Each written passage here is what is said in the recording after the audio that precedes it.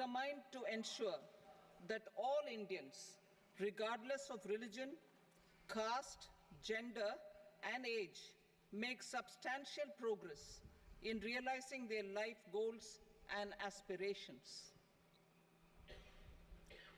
Global context. The global economy, while performing better than expected, is still in the grip of policy uncertainties.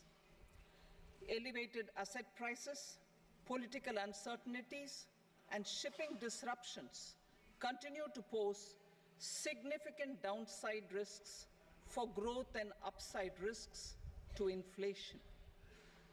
In this context, India's economic growth continues to be the shining exception and will remain so in the years ahead.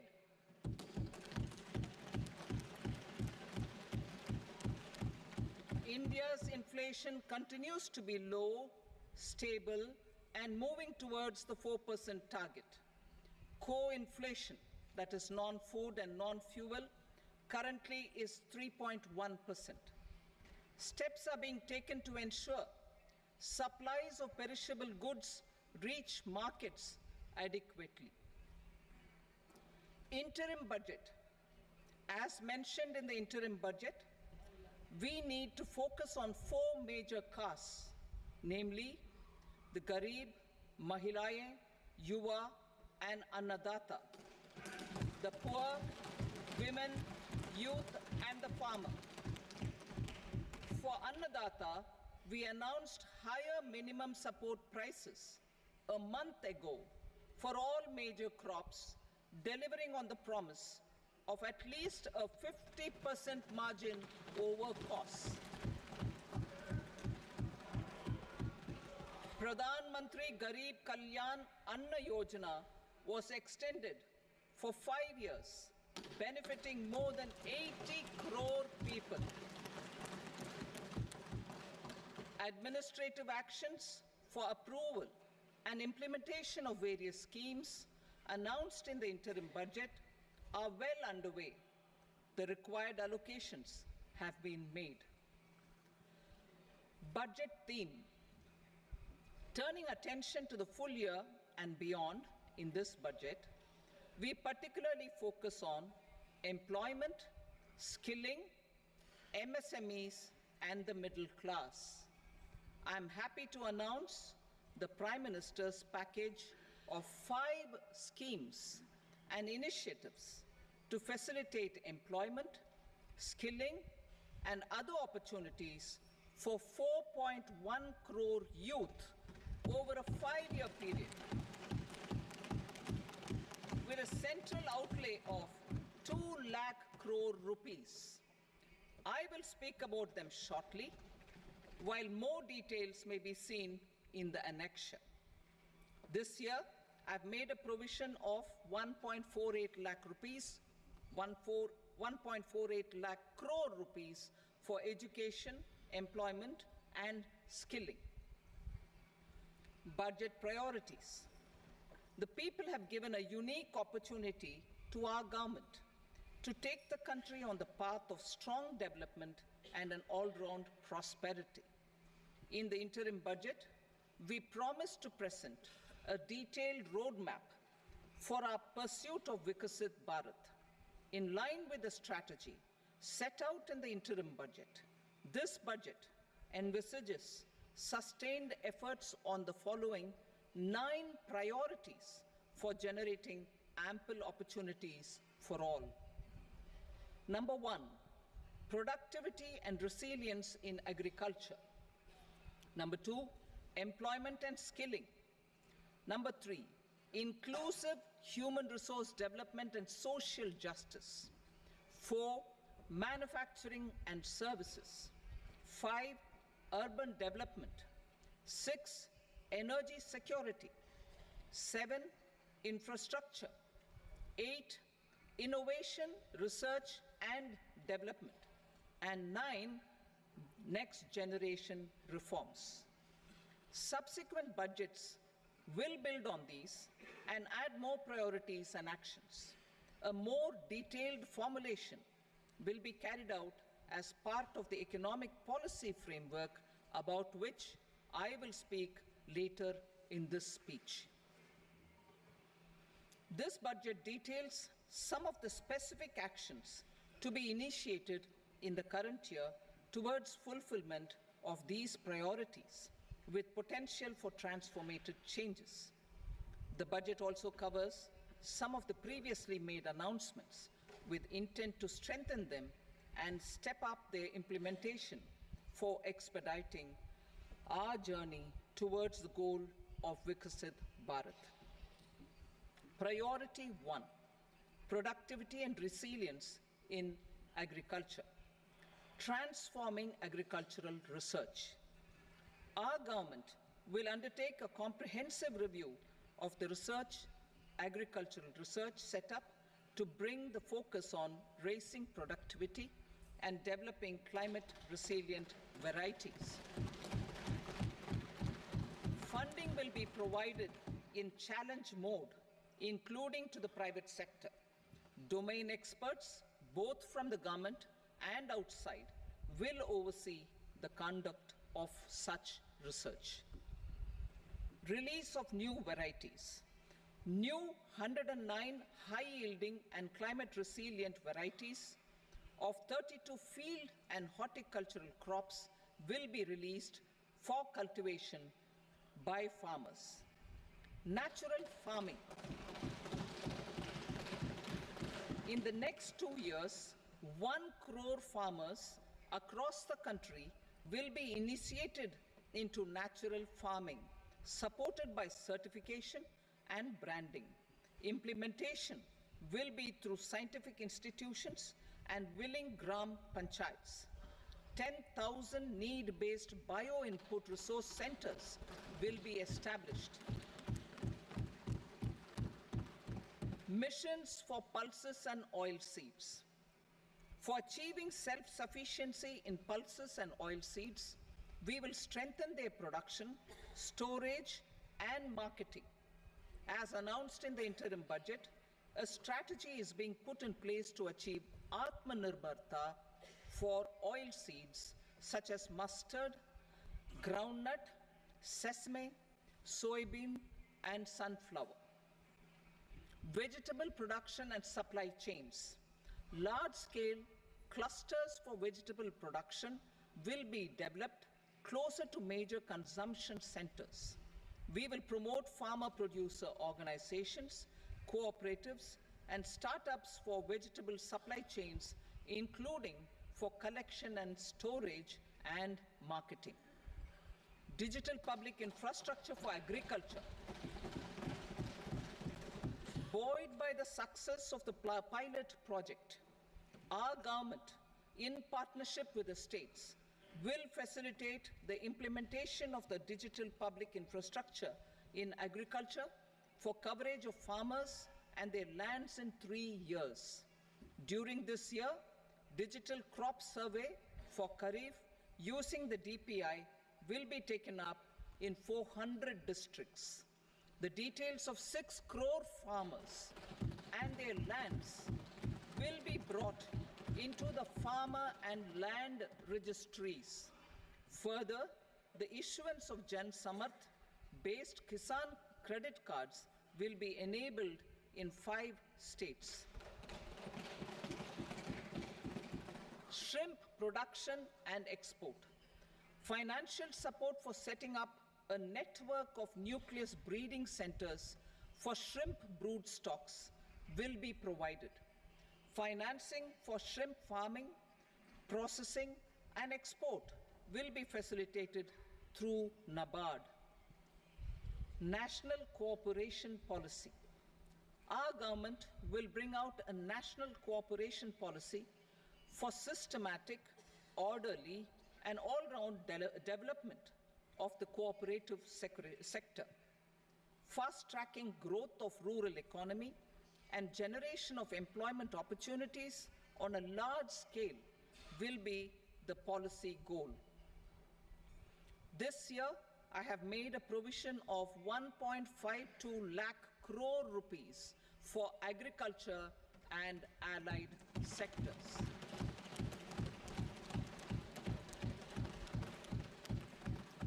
Priority 2, employment and skilling. Employment-linked incentive. Our government will implement following 3 schemes for employment-linked incentive as part of the Prime Minister's package. These will be based on enrollment in the EPFO and focus on recognition of first-time employees and support to employees and employers. Scheme A, first-timers. This scheme will provide 1 month wage to all persons newly entering the workforce in all formal sectors.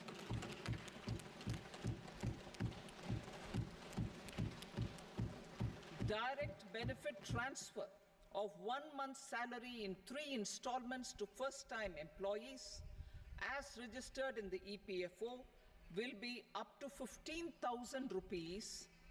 The eligibility limit will be a salary of 1 lakh per month. The scheme is expected to benefit 210 lakh youths.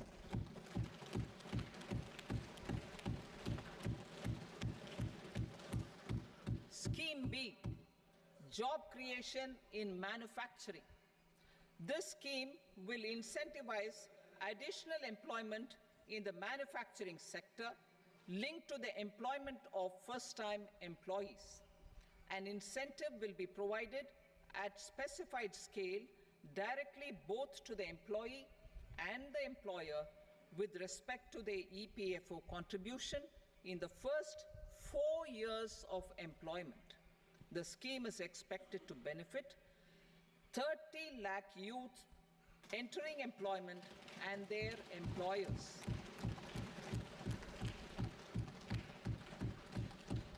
Scheme C, support to employers.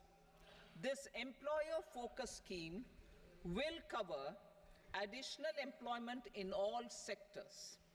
All additional employment within a salary of 1 lakh rupee per month will be counted.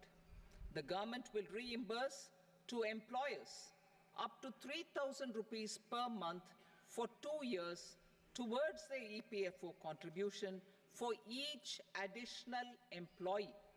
The scheme is expected to incentivize additional employment of 50 lakh persons.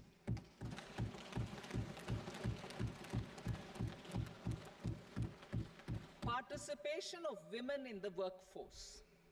We will facilitate higher participation of women in the workforce through setting up of working women hostels in collaboration with industry and establishing creches.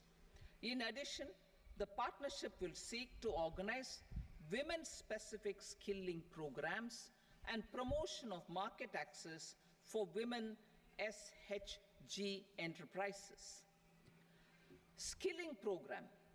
I'm happy to announce a new centrally sponsored scheme. As the 4th scheme under the Prime Minister's package for skilling in collaboration with state governments and industry. 20 lakh youth will be skilled over a 5-year period.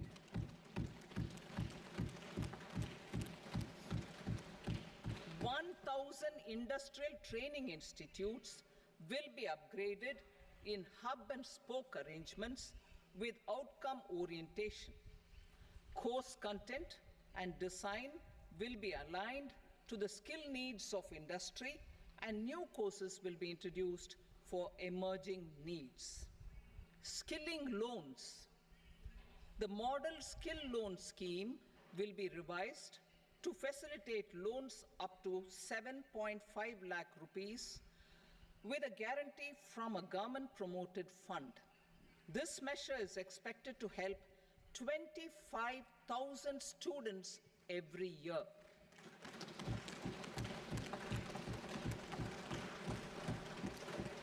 Education loans. For helping our youth who have not been eligible for any benefit under government schemes and policies, I am happy to announce a financial support for loans up to 10 lakh rupees for higher education in domestic institutions.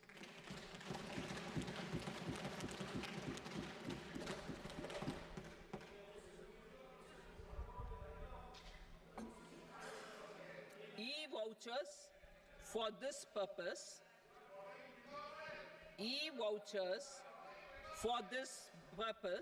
will be given directly to 1 lakh students every year for annual interest subvention of 3% of the loan amount. Priority 3, inclusive human resource development and social justice, saturation approach.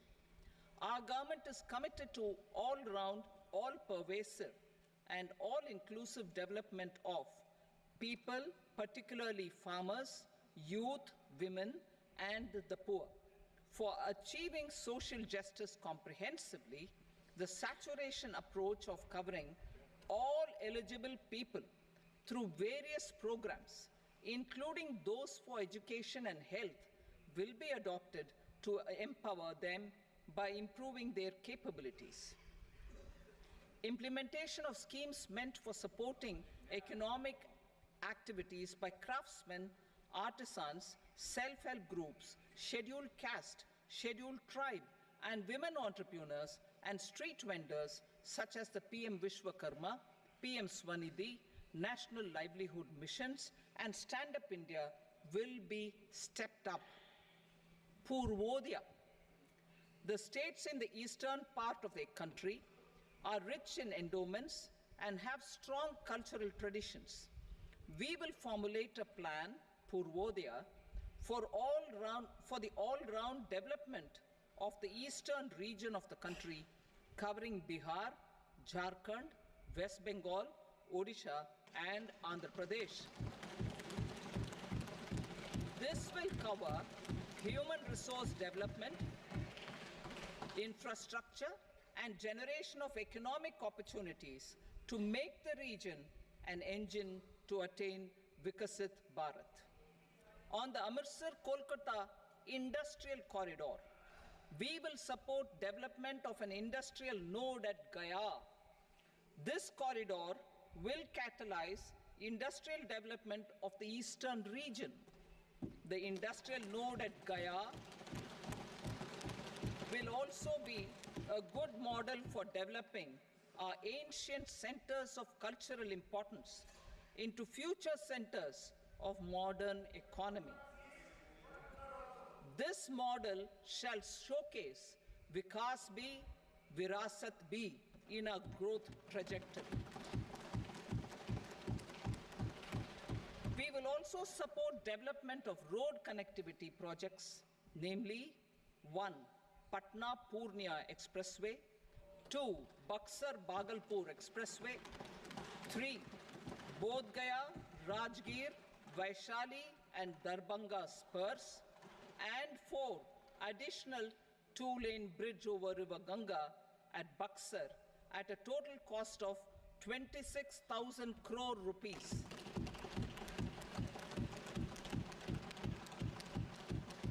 Power projects, including setting up of a new 2,400 megawatt power plant at Pir Painti, will be taken up at a cost of 21,400 crore rupees.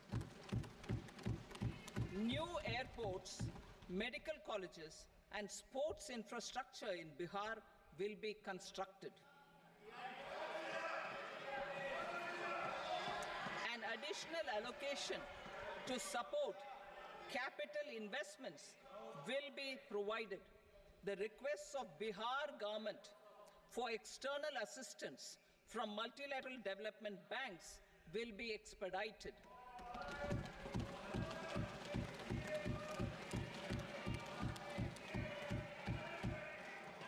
Andhra Pradesh Reorganization Act.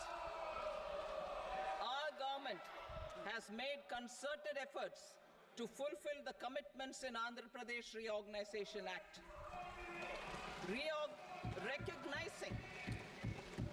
Recognizing the state's need for the capital, recognizing Recognizing the state's need for a capital, we will facilitate special financial support through multilateral development agencies. In the current financial year, 15,000 crore rupees will be arranged with additional amounts in future years.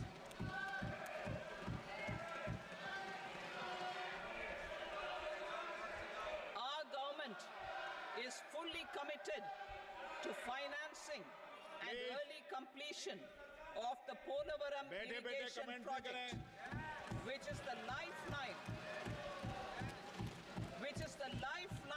for Andhra Pradesh and its farmers. This will facilitate our country's food security as well. Under the Andhra Pradesh Reorganization Act, for promoting industrial development, funds will be provided for essential infrastructure such as water, power, railways, and roads in Kopparthi node on the Visakhapatnam-Chennai Industrial Corridor and Varavakal node on the Hyderabad-Bangalore Industrial Corridor. An additional allocation will be provided this year towards capital investment for economic growth. Grants for backward regions of Rayalaseema, Prakasham, North Coastal Andhra, as stated in the Act, will be provided. PM Awas Yojana. 3 crore additional houses under the PM Awas Yojana in rural and urban areas in the country have been announced, for which the necessary allocations are being made. Women-led development. For promoting women-led development, the budget carries an allocation of more than 3 lakh crore for schemes benefiting women and girls. This signals our government's commitment for enhancing women's role in economic development. Pradhan Mantri Janjatiya Unnat Gram Abhiyan. For improving the socio-economic condition of tribal communities, we will launch the Pradhan Mantri Janjatiya Unnat Gram Abhiyan by adopting saturation coverage for tribal families in tribal majority villages and aspirational districts.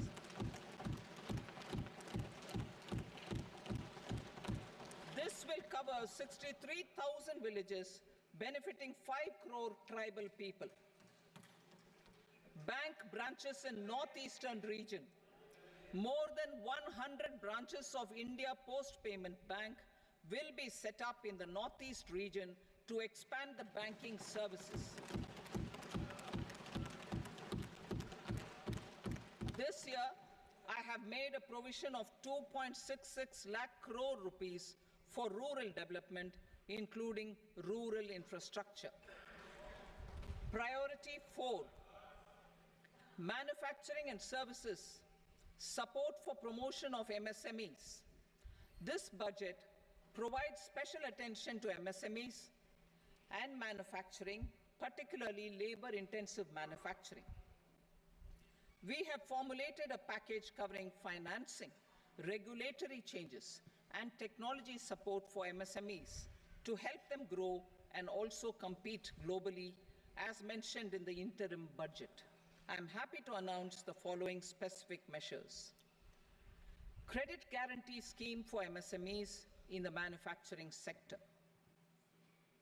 For facilitating term loans to MSMEs for purchase of machinery and equipment without collateral or third-party guarantee, a credit guarantee scheme will be introduced. The scheme will operate on pooling of credit risks of such MSMEs. A separately constituted self-financing guarantee fund will provide to each applicant guarantee cover up to 100 crore rupees, while the loan amount may be larger. The borrower will have to provide an upfront guarantee fee and an annual guarantee fee on the reducing loan balance. New assessment model for MSME credit.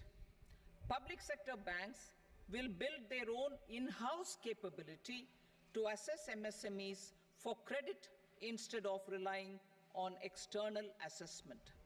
They will also take a lead in developing or getting developed a new credit assessment model based on the scoring of digital footprints of the MSMEs in the economy.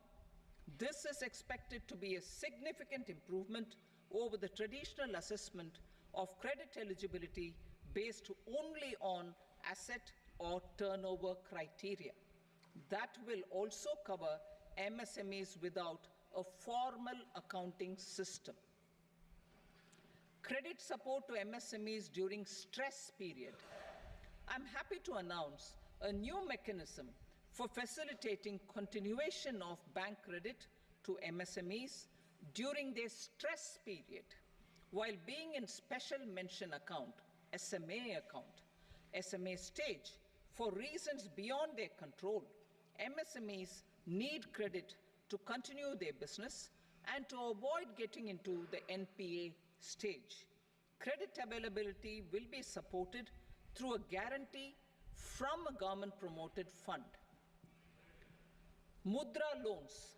The limit of Mudra loans will be enhanced to 20 lakh from the current 10 lakh for those entrepreneurs who have availed and successfully repaid previous loans under the Tarun category.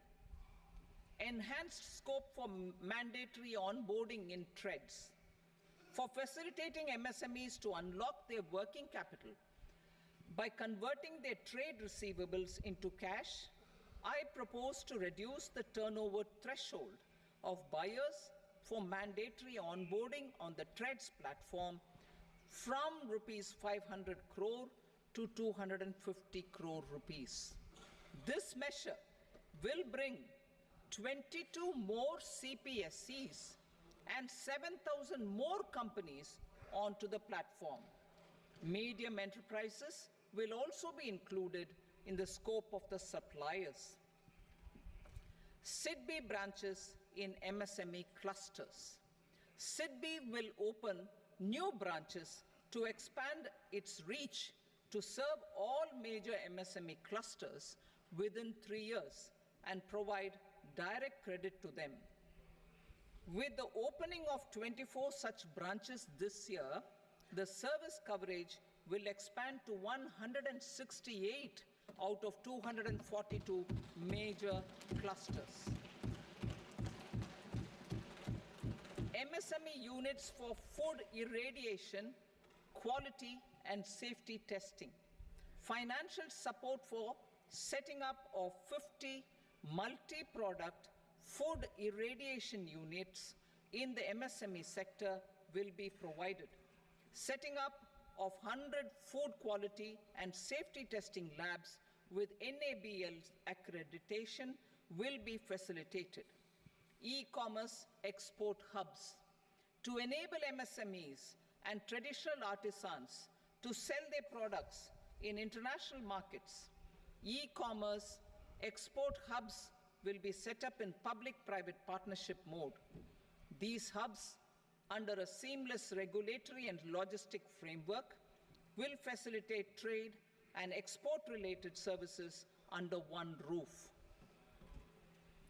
Measures for promotion of manufacturing and services. Internship in top companies.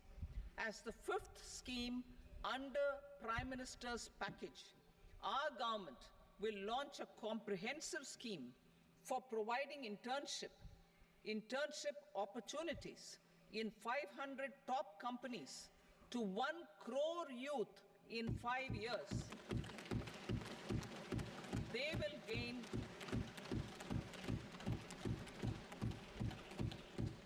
will gain exposure for 12 months to real-life business environment. varied professions and employment opportunities. An internship allowance of 5,000 per month, 5,000 rupees per month, along with a one-time assistance of 6,000 rupees will be provided. Companies will be expected to bear the training cost and 10% of their internship cost from their CSR funds. Industrial parks. Our government will facilitate development of investment-ready, plug-and-play industrial parks with complete infrastructure in or near 100 cities in partnership with the states and private sector by better using town planning schemes. 12 industrial parks under the National Industrial Corridor Development Program also will be sanctioned.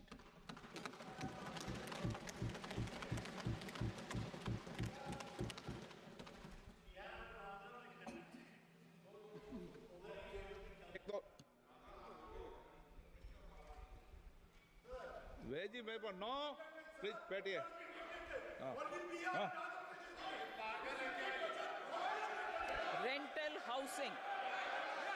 Rental housing with dormitory type accommodation for industrial workers will be, just 1 minute. Rental housing, I repeat, rental housing with dormitory type accommodation for industrial workers will be facilitated in PPP mode with VGF support and commitment from anchor industries. Shipping industry, ownership, leasing and flagging reforms will be implemented to improve the share of Indian shipping industry and generate more employment. Critical mineral mission. We will set up a critical mineral mission for domestic production, recycling of critical minerals, and overseas acquisition of critical mineral assets. Its mandate will include technology development, skilled workforce, extended producer responsibility framework, and a suitable financing mechanism. Offshore mining of minerals. Our government will launch the auction of the first tranche of offshore blocks for mining, building on the exploration already carried out. Digital public infrastructure applications. Turning to the services sector, I propose development of DPI applications at population scale for productivity gains, business opportunities, and innovation by the private sector. These are planned in the areas of credit, e-commerce, education, health, law and justice, logistics, MSME service delivery, and urban governance. Integrated technology platform for IBC ecosystem. An integrated technology platform will be set up for improving the outcomes under the Insolvency Bankruptcy Code for achieving consistency, transparency, timely processing, and better oversight for all stakeholders. Voluntary closure of LLPs.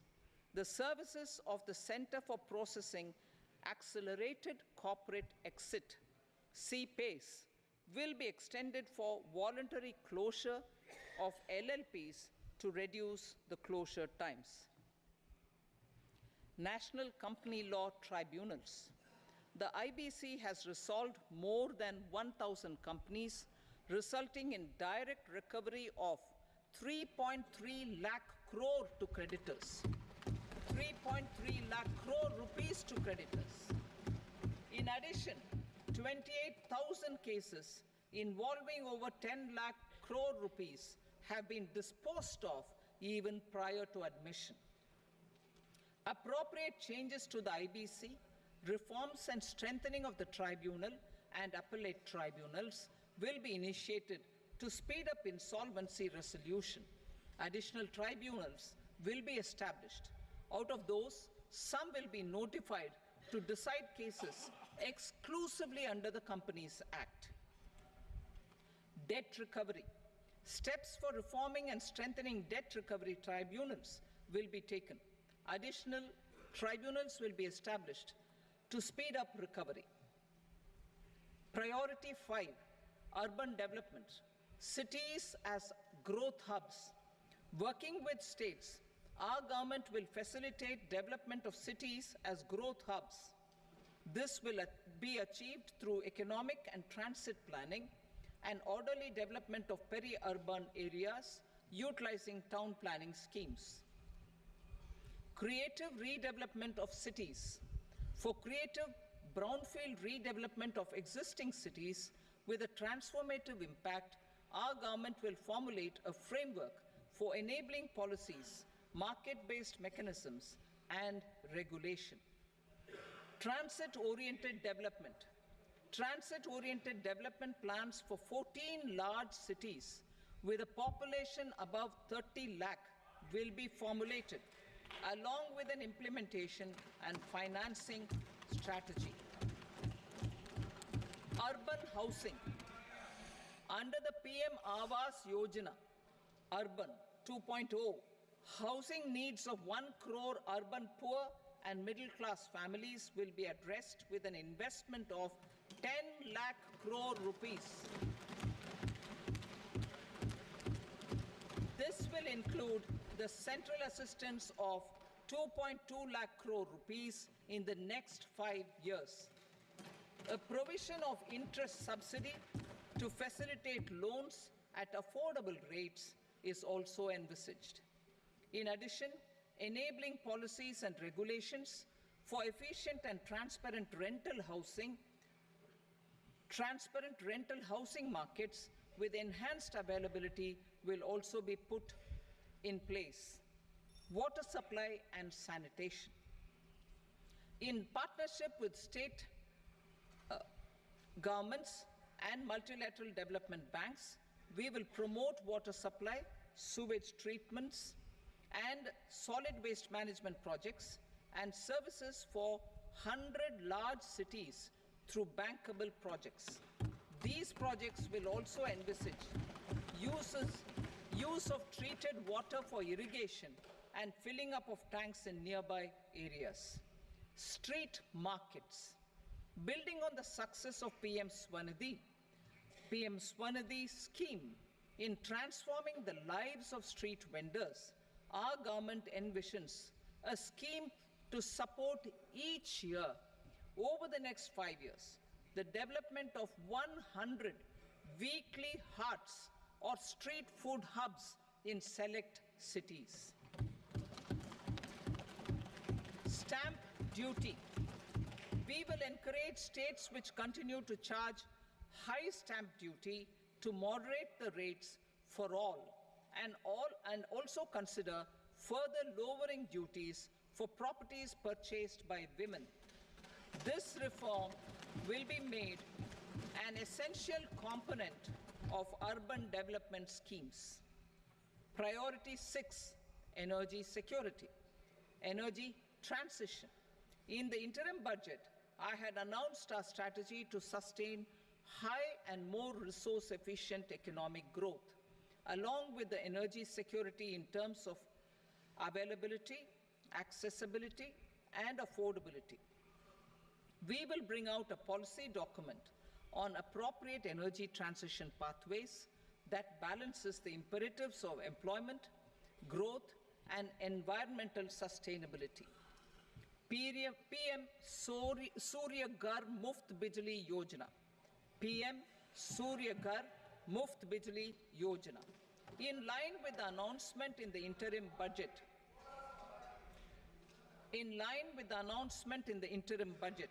PM Surya Ghar Muft Bijli Yojana has been launched to install rooftop solar plants to enable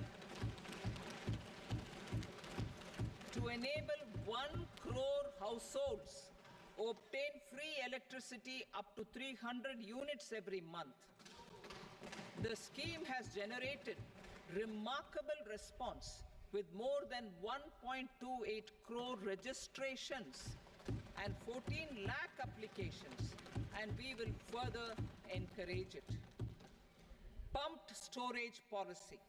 A policy for promoting pumped storage projects will be brought out for electricity storage and facilitating smooth integration of the growing share of renewable energy with its variable and intermittent nature in the overall energy mix.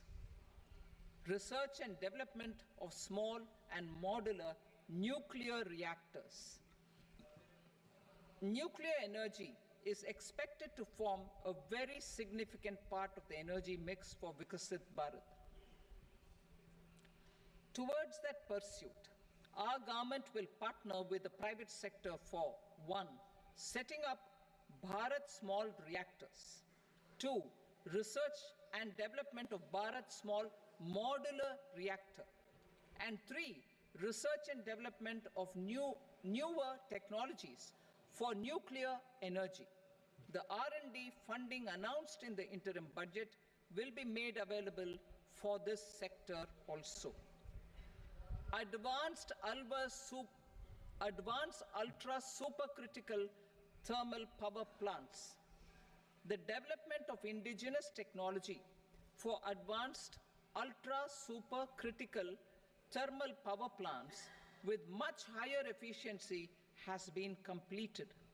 A joint venture between NTPC and BHEL will set up a full-scale 800 megawatt commercial plant using AUSC technology. The government will provide the required fiscal support. Moving forward, development of indigenous capacity for the production of high-grade steel and other advanced metallurgy materials for these plants will result in strong spin-off benefits for the economy. Roadmap for hard-to-abate industries. A roadmap for moving the hard-to-abate industries from energy efficiency targets to emission targets will be formulated. Appropriate regulations for transition of these industries from the current perform, achieve, and trade mode to Indian carbon market mode will be put in place. Support to traditional micro and small industries. An investment-grade energy audit of traditional micro and small industries in 60 clusters, including brass and ceramic, will be facilitated. Financial support will be provided for shifting them to cleaner forms of energy and implementation of energy efficiency measures. The scheme will be replicated in another 100 clusters in the next phase. Priority 7, infrastructure investment by central government. Significant investment the central government has made over the years in building and improving infrastructure has had a strong multiplier effect on the economy. We will endeavor to maintain strong fiscal support for infrastructure over the next 5 years in conjunction with imperatives of other priorities and fiscal consolidation. This year, I have provided 11,11,111 crore rupees for capital expenditure. This would be 3.4% of our GDP. Infrastructure investment by state governments. We will encourage states to provide support of similar scale for infrastructure, subject to their development priorities. A provision of 1.5 lakh crore rupees for long-term interest-free loans have been made this year also to support the states in their resource allocation. Private investment in infrastructure. Investment in infrastructure by private sector will be promoted through viability gap funding and enabling policies and regulations. A market-based financing framework will be brought out. Pradhan Mantri Gram Sadak Yojana. Phase 4 of the PMGSY will be launched to provide all-weather connectivity to 25,000 rural habitations which have become eligible population increase. Irrigation and flood mitigation. Bihar has frequently suffered from floods, many of them originating outside the country. Plans to build flood control structures in Nepal are yet to progress. Our government, through the Accelerated Irrigation Benefit Program and other sources, will provide financial support for projects with estimated cost of 11,500 crore rupees, such as the Kosi-Michi intra-state link and 20 other ongoing and new schemes, including barrages, river pollution abatement, and irrigation projects. In addition, survey and investigation of Kosi-related flood mitigation and irrigation projects will be undertaken. Assam grapples with floods every year by the Brahmaputra River and its tributaries originating outside India. We will provide assistance to Assam for flood management and related projects.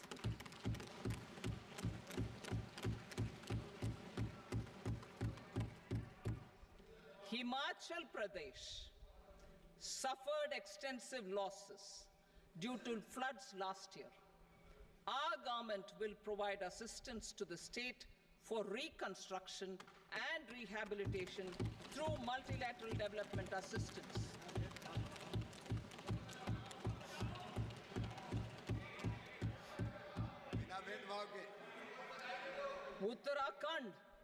Uttarakhand too suffered losses due to cloudbursts and massive landslides.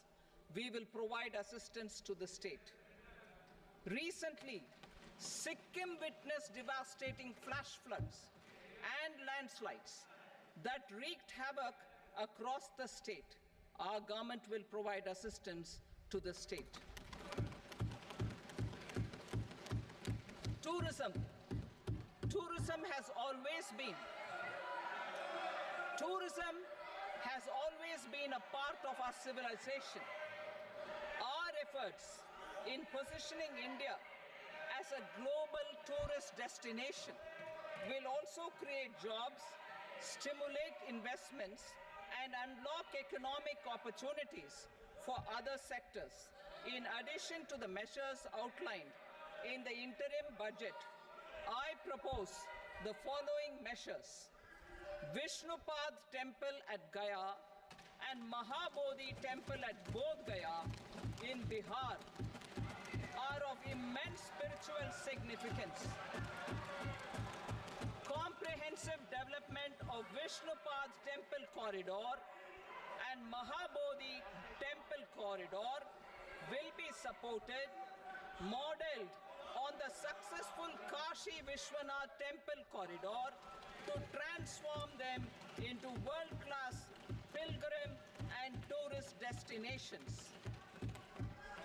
Rajgir holds immense religious significance for Hindus, Buddhists, and Jains.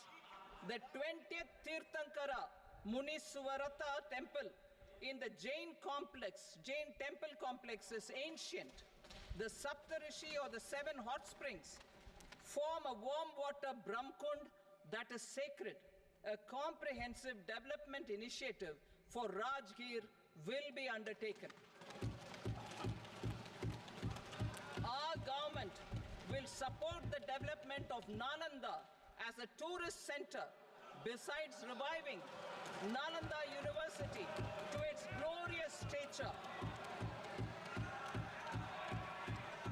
Odisha's scenic beauty, temples, monuments, craftsmanship, wildlife sanctuaries, natural landscapes, and pristine beaches make it an ultimate tourism destination. Our government will provide assistance for their development to Odisha as well.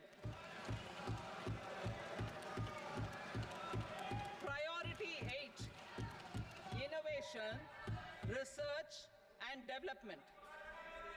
We will operationalize the Anusandhan National Research Fund for basic research and prototype development.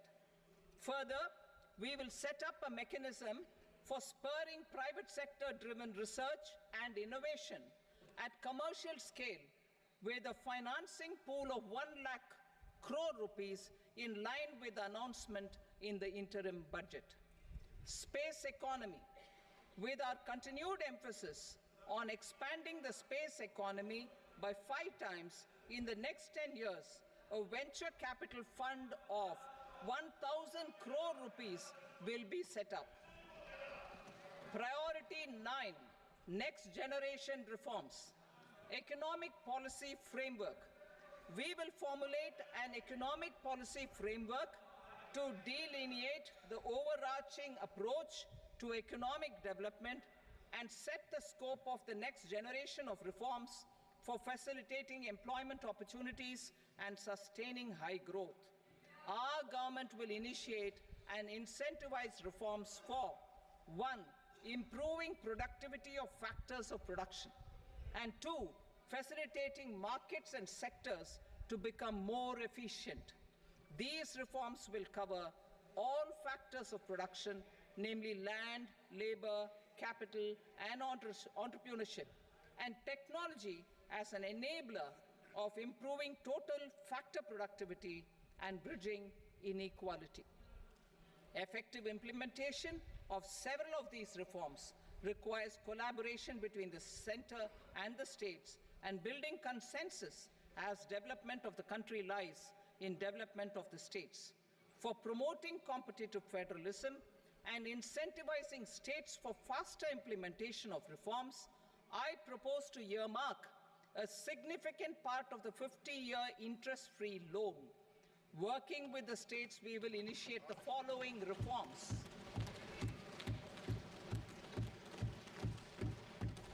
Land-related reforms and actions, both in the rural and urban areas, will cover land administration, will cover 1. Land administration, planning and management, and 2. Urban planning usage and building bylaws. These will be incentivized for completion within the next 3 years through appropriate fiscal support. Rural land-related actions. Rural land-related actions will include 1. Assignment of unique land parcel identification number, UL PIN, or Bhu Aadhaar for all lands. 2. Digitization of cadastral maps. 3. Survey of subdivisions, survey of map subdivisions as per current ownership. 4. Establishment of land registry. And 5. Linking to the farmers registry. These actions will also facilitate credit flow and other agricultural services. Urban land-related actions. Land records in urban areas will be digitized with GIS mapping. An IT-based system for property record administration, updating, and tax administration will be established. These will also facilitate improving the financial position of urban local bodies. Labor-related reforms. Services to labor. Our government will facilitate the provision of a wide array of services to labor, including those for employment and skilling. A comprehensive integration of e-Shram portal with other portals will facilitate such one-stop solution. Open architecture databases for the rapidly changing labor market, skill requirements, and available job roles, and a mechanism to connect job aspirants with potential employers and skill providers will be covered in these services. Shram Suvidha and Samadhan portal. Shram Suvidha and Samadhan portal will be revamped to enhance ease of compliance for industry and trade. Capital and entrepreneurship related reforms, financial sector vision and strategy. For meeting financing needs of the economy, our government will bring out a financial sector vision and strategy document to prepare the sector in terms of size, capacity, and skills. This will set the agenda for the next 5 years and guide the work of the government, regulators, financial institutions, and market participants. Taxonomy for climate finance. We will develop taxonomy for climate finance for enhancing the availability of capital for climate adaptation and mitigation. This will support achievement of the country's climate commitments and green transition. Variable capital company structure.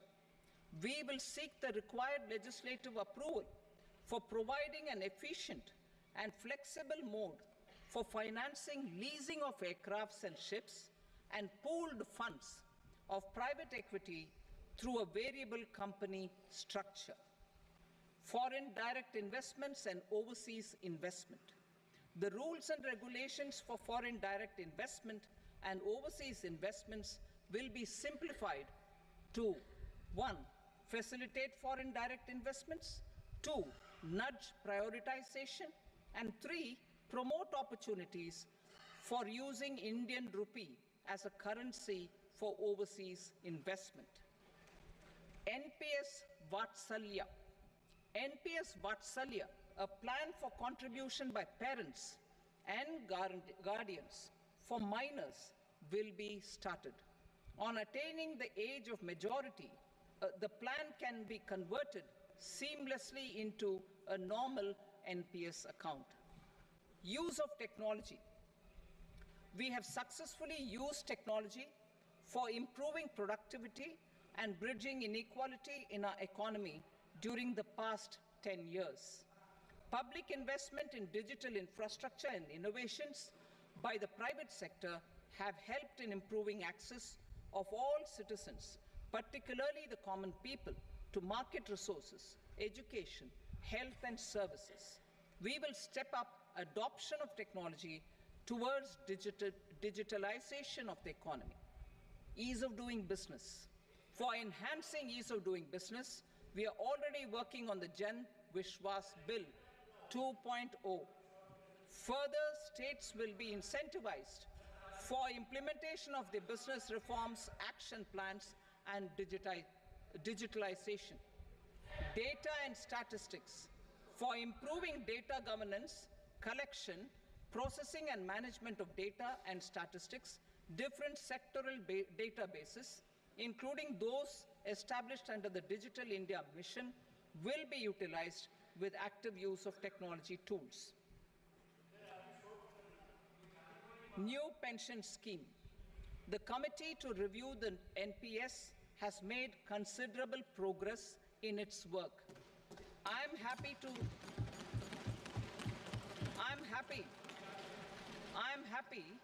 that the staff side of the National Council of the Joint Consultative Machinery for Central Government Employees has taken a constructive approach. A solution will be evolved which addresses the relevant issues while maintaining fiscal prudence to protect the common citizens. Budget estimates for 24-25. For the year 24-25, total receipts other than borrowings and the total expenditure are estimated at 32.07 lakh crore rupees and 48.21 lakh crore rupees respectively. The net tax receipts are estimated at 25.83 lakh crore rupees. The fiscal deficit is estimated at 4.9% of the GDP. The gross and the net market borrowings through dated securities during 24-25 are estimated at 14.01 lakh crore rupees and 11.63 lakh crore rupees respectively. Both will be less than that in 23-24. The fiscal consolidation path announced by me in 2021 has served our economy very well and we aim to reach the deficit below 4.5% next year. The government is committed to staying the course. From 2026-27 onwards, our endeavour will be to keep the fiscal deficit each year such that the central government's debt will be on a declining path as percentage of GDP. I will now move to Part B.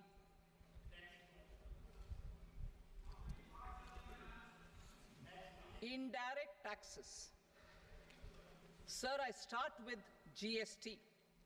It has decreased tax incidence on the common man, reduced compliance burden and logistics cost for trade and industry, and enhanced revenues of the central and the state governments. It is a success of vast proportions. To multiply the benefits of GST, we will strive to further simplify and rationalize the tax structure and endeavour to expand it to the remaining sectors. My proposals for customs duties intend to support domestic manufacturing, deepen local value addition, promote export competitiveness, and simplify taxation while keeping the interest of the general public and consumers surmount. In Budget 22-23, we reduced the number of customs duty rates. I propose to undertake a comprehensive review of the rate structure over the next 6 months to rationalize and simplify it for ease of trade, removal of duty inversion, and reduction of disputes. I shall now take up sector-specific customs duty proposals. Medicine and medical equipments. To provide relief to cancer patients, I propose to fully exempt 3 more medicines from customs duties.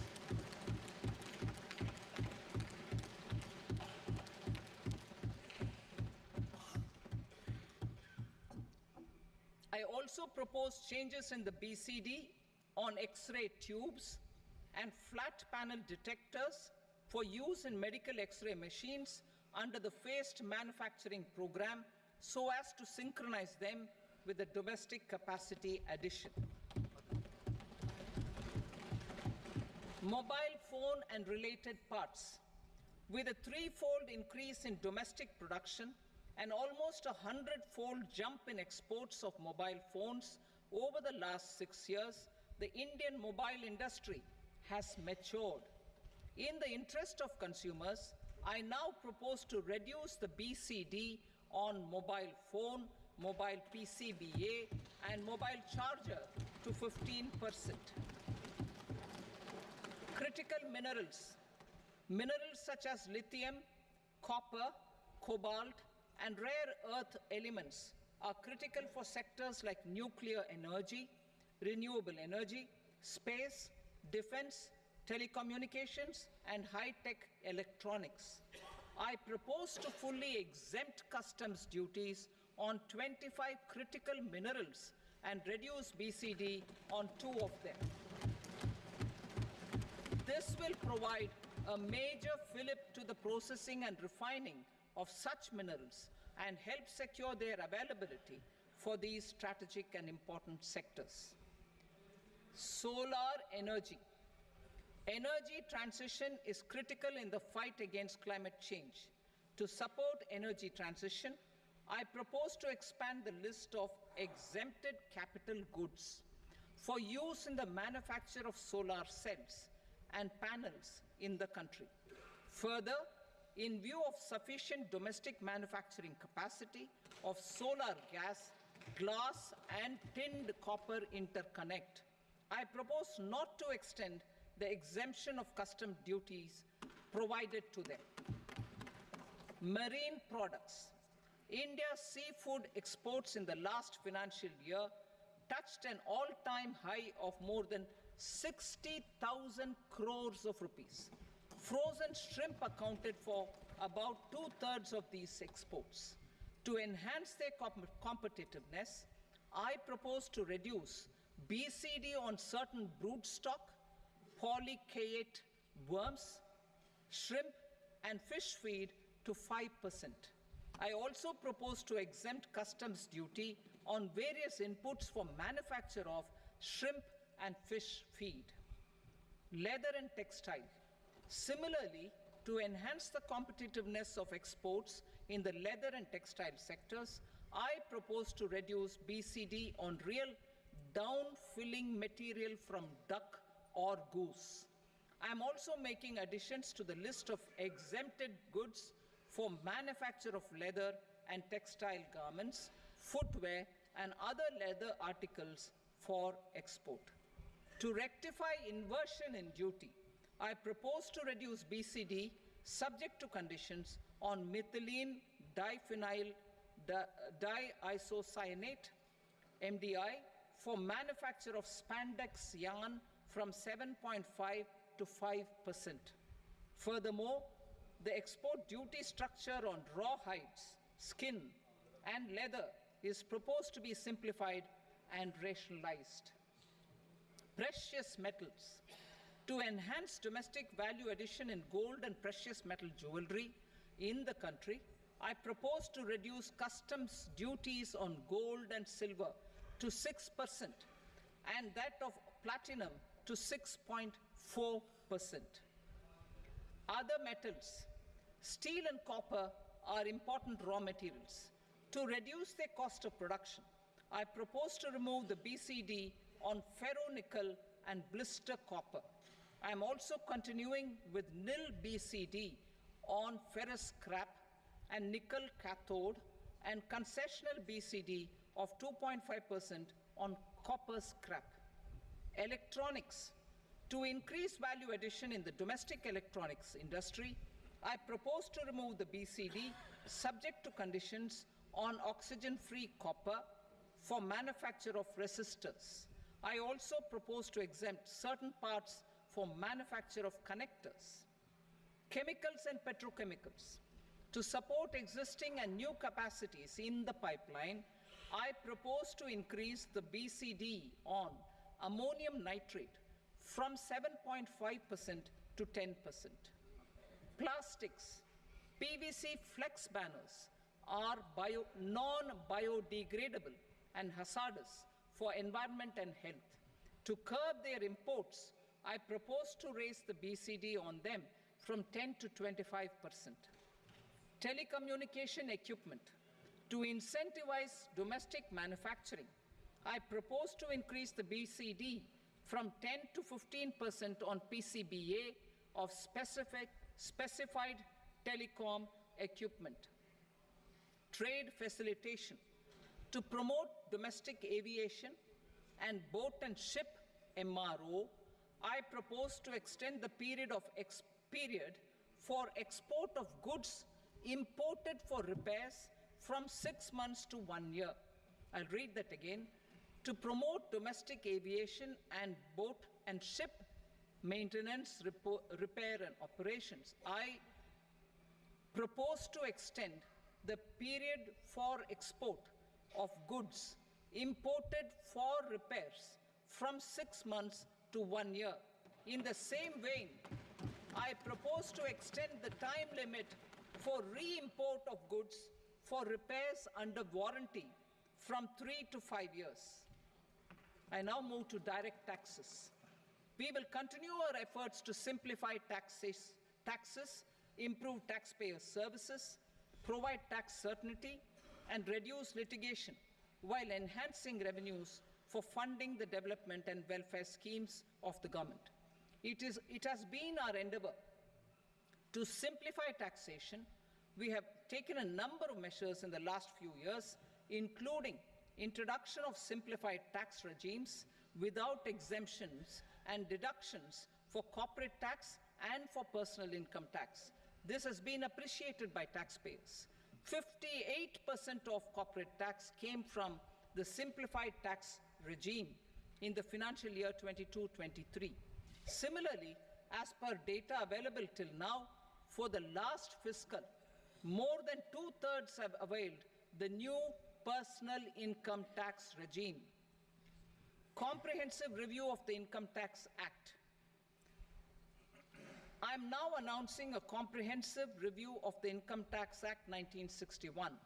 The purpose is to make the Act concise, lucid, easy to read and understand. This will reduce disputes and litigation, thereby providing tax certainty to the taxpayers. I will also bring down the demand embroiled in litigation. It is proposed to be completed in 6 months. A beginning is being made in the Finance Bill by simplifying the tax regime for charities, tedious rate structures, provisions of reassessment and such provisions, and capital gains taxation. Simplification for charities and tedious. Two tax exemption regimes. The two tax exemption regimes for charities are proposed to be merged into one. The 5% tedious rate on many payments is being merged into the 2% tedious rate, and the 20% tedious rate on repurchase of units by mutual funds or UTI is being withdrawn. Tedious rate on e-commerce operators is proposed to be reduced from 1 to 0.1%. Moreover, credit of TCS is proposed to be given in the TDS to be deducted on salary. Further, I propose to decriminalize delay for payment of TDS up to the due date of filing statement for the same. I also plan to provide a standard operating procedure for TDS defaults and simplify and rationalize the compounding guidelines for such defaults. Simplification of reassessment. I propose to thoroughly simplify the provisions for reopening and reassessment. An assessment hereinafter can be reopened beyond 3 years from the end of the assessment year only if the escaped income is 50 lakh rupees or more, up to a maximum period of 5 years from the end of the assessment year. Even in such cases, a time limit of 6 years before the year of the search, as against the existing time limit of 10 years, is being proposed. This will reduce tax uncertainty and disputes. Simplification and rationalization of capital gains. Capital gains taxation is also proposed to be hugely simplified. Short-term gains on certain financial assets shall henceforth attract a tax rate of 20%, while that on all other financial assets and all non-financial assets shall continue to attract the applicable tax rate. Long-term gains on all financial and non-financial assets, on the other hand, will attract a tax rate of 12.5%. For the benefit of the lower and the middle income classes, I propose to increase the limit of exemption of capital gains on certain financial assets to 1.25 lakh rupees per year. Listed financial assets held for more than a year will be classified as long-term, while unlisted financial assets and all non-financial assets will have to be held for at least 2 years to be classified as long-term. Unlisted bonds and debentures, debt mutual funds, and market-linked debentures, irrespective of holding period, however, will attract tax on capital gains at applicable rates. Taxpayer services. All the major taxpayer services under GST and most services under customs and income tax have been digitalized.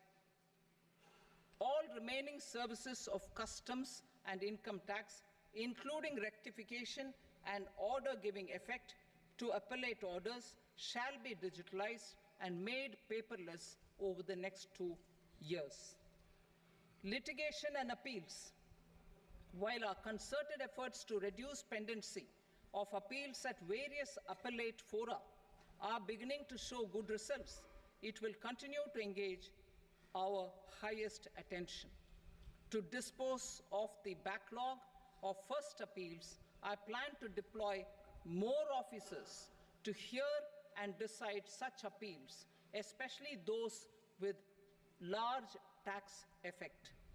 For resolution of certain income tax disputes pending in appeal, I am also proposing Vivad Se Vishwas Scheme 2024.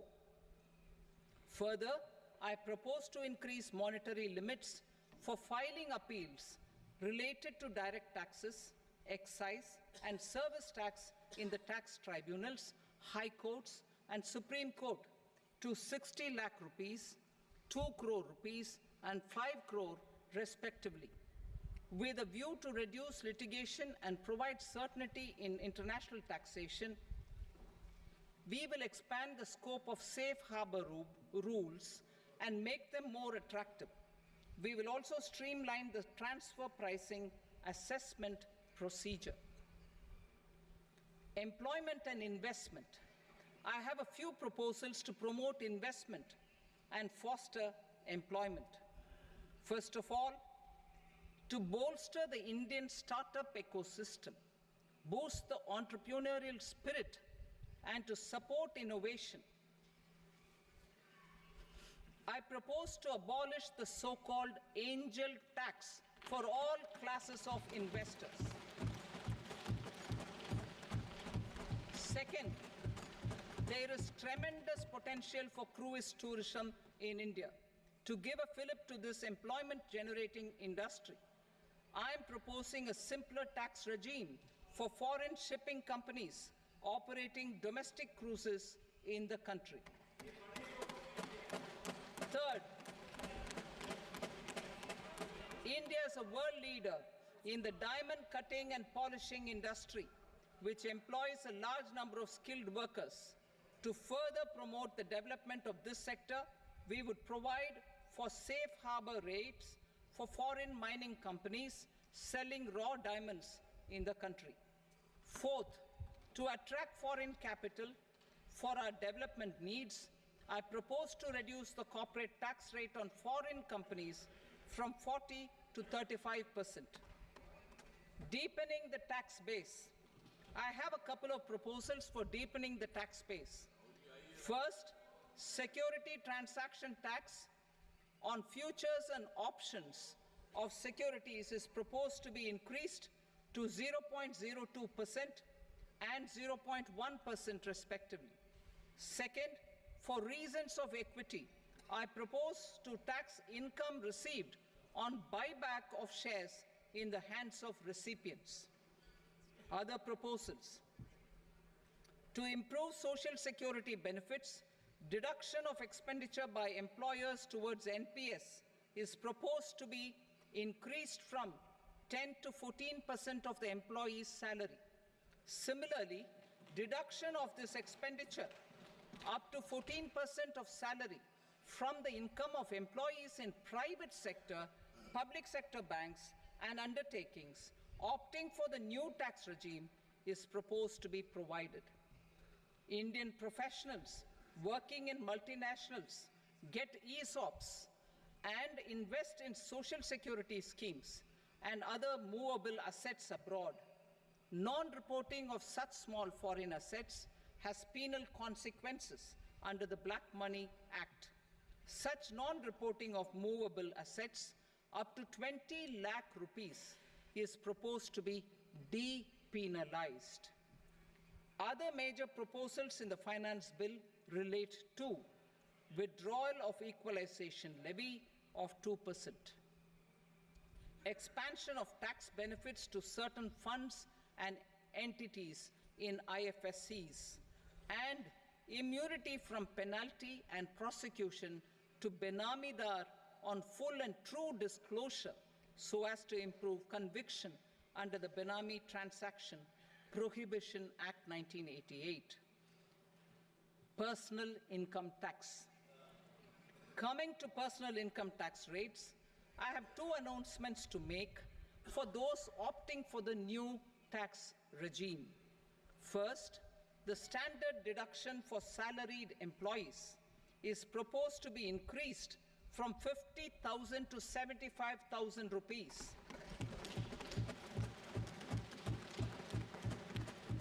Similarly, deduction on family pension for pensioners is proposed to be enhanced from 15,000 to 25,000 rupees. This will provide relief to about 4 crore salaried individuals and pensioners.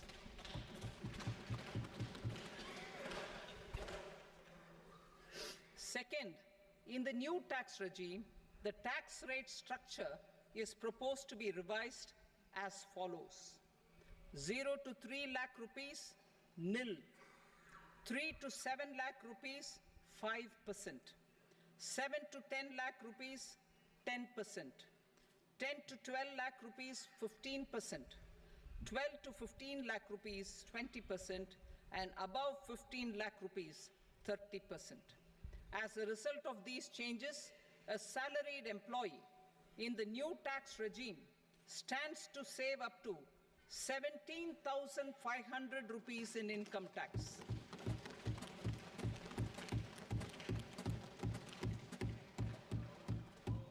Apart from these, I am also making some other changes as given in the annexure. As a result of these proposals, revenue of about 37,000 crore, that is 29,000 crore in direct taxes and 8,000 crore in indirect taxes, will be foregone, while revenue of about 30,000 crore rupees will be additionally mobilized.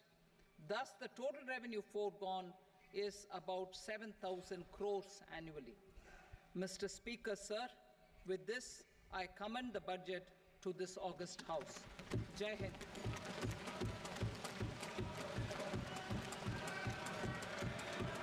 Item number 2. Item number 2.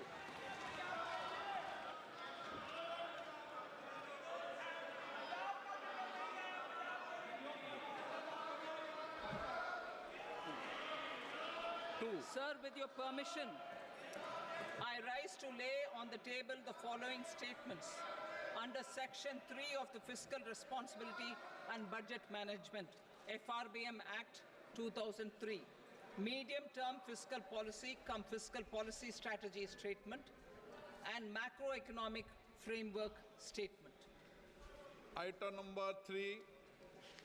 Sir, with your permission, I rise to move for leave to introduce the Finance Number 2 Bill 2024. प्रश्न ये कि विधेयक को पूरा स्थापित करने की अनुमति प्रदान की जाए। जो सदस्य इसके पक्ष में हाँ कहें, जो सदस्य विरोध में ना कहें। मेरे विचार में निर्णय हाँ वालों के पक्ष में अनुमति प्रदान की जाती है। माननीय मंत्री जी, अब विधेयक पूरा स्थापित करें। Sir, I introduce the bill. Item number 4. The Union Territory of Jammu and Kashmir budget. Sir, I rise to present a statement, Hindi and English versions, of the estimated receipts and expenditure of the Union Territory of Jammu and Kashmir for the year 24-25. सभा की कार्रवाई कल बुधवार दिनांक 24 जुलाई 2024 को प्राप्त 11 बजे तक के लिए स्थगित की जाती है।